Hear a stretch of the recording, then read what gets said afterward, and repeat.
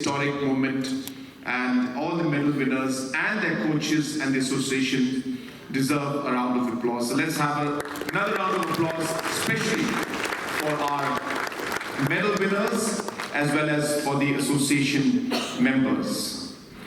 Friends, as mentioned by the speakers before me, that in the next 2 years, less than 24 months from now, Meghalaya will be hosting the National Games.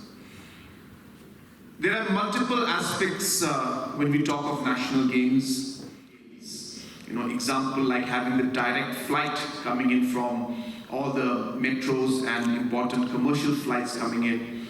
That aspect, as you're aware, is under process. I expect that anytime in the year 2026, we should be able to successfully land commercial airlines. The normal A320 and the Airbus planes should be landing in Shillong Airport by 2026. So a lot of work is going into all those aspects.